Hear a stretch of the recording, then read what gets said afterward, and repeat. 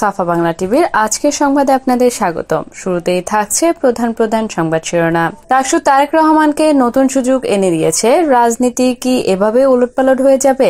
এদিকে সোমবার ঘোষণা অভিন্ন কর্মসূচি নিয়ে মাঠে নামছে 7 দল। সর্বশেষ গণতন্ত্র ধর্মীয় স্বাধীনতার জন্য বিপজ্জনক শক্তির উত্থান ঘটছে, যা বললেন রিজভী। এবার বিস্তারিত।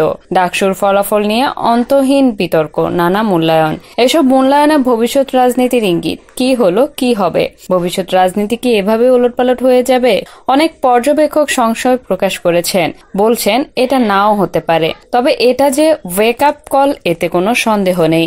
ভারতীয় কূটনৈতিক বিশ্লেষক এবং সংসদ সদস্য শশী থারুরের বিশ্লেষণের দিকে অনেকেই নজর রাখছেন। তিনি বলছেন, বাংলাদেশের বড় দুটি দলের অতীত এবং বর্তমান কার্যক্রম থেকে অনেক ভোটার নিষ্কৃতি পেতে চাচ্ছেন, যে কারণে ভোটের বাক্সে বিপ্লব ঘটেছে শিবির তথা জামায়াতের। ভোট নিয়ে অনেক অনিয়মের কথাই শুনছি, তবে কিছু আশ্চর্যজনক কৌশল যে ছিল, এতে কোনো সন্দেহ নেই। এখানে মানবিকতার কৌশলকে খাটো করে দেখার সুযোগ নেই। ঢাকা বিশ্ববিদ্যালয়ের হলগুলোতে গত 1 বছরে শিবির যে কার্যক্রম চালিয়েছে, তাও আমলে নেয়নি জাতীয়তাবাদী ছাত্রদল। শিবিরের প্রার্থী সিলেকশন দেখে তারা ঘুণাক্ষরেও টের পায়নি ওরা কি কৌশল নিচ্ছে।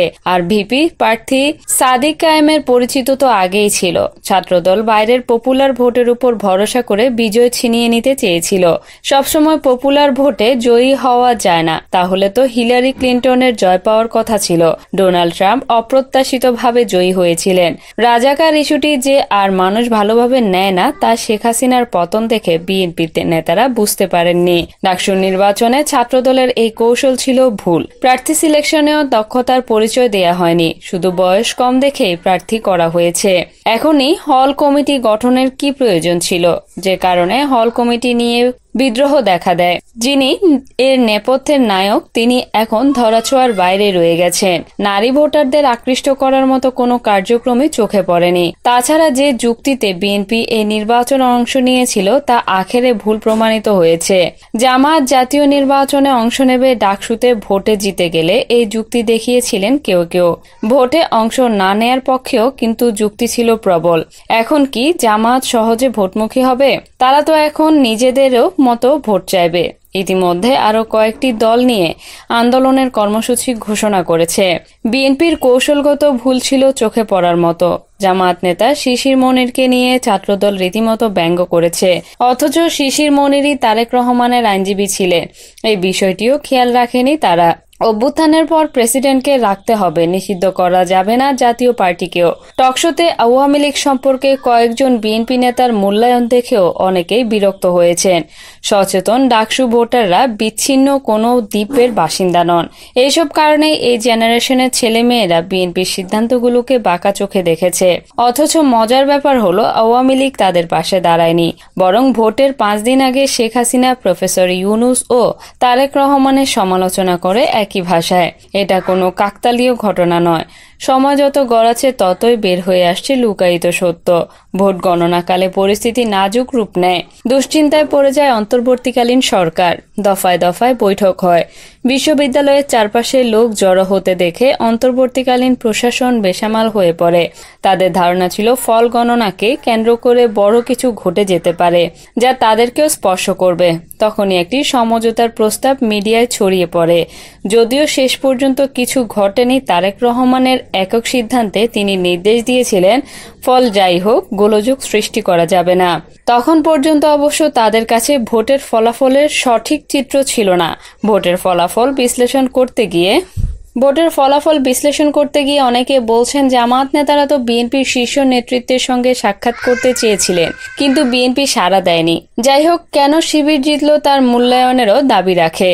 পানির জন্য বিশ্ববিদ্যালয়ের হলগুলোতে ছেলেমেয়েরা যখন সীমাহীন কষ্টে পড়েছিল, তখন ছাত্র শিবির কিভাবে তাদের পাশে দাঁড়িয়েছিল তা কিন্তু কারো অজানা নয়। তারা কিভাবেই বা ম্যানেজ করেছে, এ নিয়ে আপনি নানা গল্প সাজাতে পারেন, কিন্তু দিনের শেষে ফলাফল ভিন্ন হবেই, এবং তাই হয়েছে। এখানেই শেষ নয়। তারা 1 বছর আগে থেকে ডাটাবেস তৈরি করেছিল, ছাত্রছাত্রীদের বাড়ির ঠিকানা লিপিবদ্ধ করেছিল সফটওয়্যারে। তারা সবার পরিচয় জানতে পেরেছিল, তাই তারা ভোটের আগে নানা উপহার নিয়ে হাজির হয়েছে ভোটারদের বাড়িতে। জামায়াতের স্থানীয় নেতারা এখানে এক মুখ্য ভূমিকা রেখেছেন। এদিকে জুলাই সনদের বাস্তবায়ন, পিআর পদ্ধতির নির্বাচন সহ 4 দফা দাবিতে অভিন্ন কর্মসূচি নিয়ে আন্দোলনে যাচ্ছে জামায়াতে ইসলামী, ইসলামী আন্দোলন সহ সমমনা অন্তত 7টি রাজনৈতিক দল। আগামীকাল পৃথক সংবাদ সম্মেলন করে এসব দল যুগপৎ কর্মসূচি ঘোষণা করবে। জামায়াত ও ইসলামী আন্দোলনের দায়িত্বশীল সূত্রে এ তথ্য নিশ্চিত করা হয়েছে। সূত্র মতে শুরুতে বিক্ষোভ সমাবেশ, মানববন্ধন, পদযাত্রা, আলোচনা সভার মতো কর্মসূচি ঘোষণা করা হবে।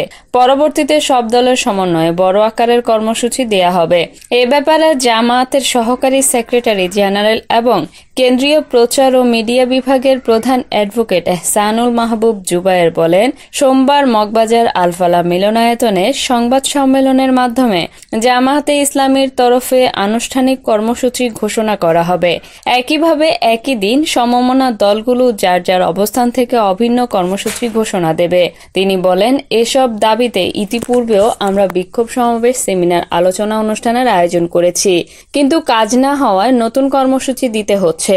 ইসলামী আন্দোলনের সহকারী মহাসচিব মাওলানা আহমদ আব্দুল কাইয়ুম বলেন, সোমবার দুপুরে সংবাদ সম্মেলনের মাধ্যমে আমাদের দলীয় কর্মসূচি ঘোষণা করবেন শীর্ষ নেতারা। তিনি বলেন, জুলাই সনদের আইনি ভিত্তি, পিআর পদ্ধতির নির্বাচনের দাবিতে সোচ্চার সকল রাজনৈতিক দল আমাদের এই কর্মসূচির সঙ্গে একাত্মতা প্রকাশ করেছে। এরপরও সরকার দাবি পূরণে ব্যর্থ হলে কঠোর কর্মসূচি দেয়া হবে। জানা গেছে, জুলাই সনদের বাস্তবায়ন, পিআর পদ্ধতির নির্বাচন, প্রয়োজনীয় সংস্কারের দাবিতে অনেকদিন থেকে সোচ্চার রয়েছে এসব দল। তবে সম্প্রতি গণ অধিকার পরিষদের সভাপতি নুরুল হক নূরের ঘটনার পর যোগ হয়েছে জাতীয় পার্টি ও 14 দলের কার্যক্রম নিষিদ্ধকরণ। এ পর্যায়ে জাতীয় ঐকমত্য কমিশনের ধারাবাহিক সংলাপে আশাব্যঞ্জক ফল না পাওয়ার পর জামায়াত ও ইসলামী আন্দোলন সহ সমমনা দলগুলো কয়েক দফা বৈঠকে যুগপৎ কর্মসূচি শুরুর বিষয়ে একমত রয়েছে। সংশ্লিষ্ট সূত্রগুলো জানায়, এই যুগপৎ আন্দোলনের নেতৃত্বে আছে জামায়াতে ইসলামী, ইসলামী আন্দোলন। তাদের সঙ্গে যুক্ত হয়েছে মাওলানা মামুনুল হকের নেতৃত্বাধীন বাংলাদেশ খেলাফত মজলিস, মাওলানা আব্দুল বাসিদ আজাদ ও আহমদ আব্দুল কাদেরের নেতৃত্বাধীন খেলাফত মজলিস সহ অনেকে।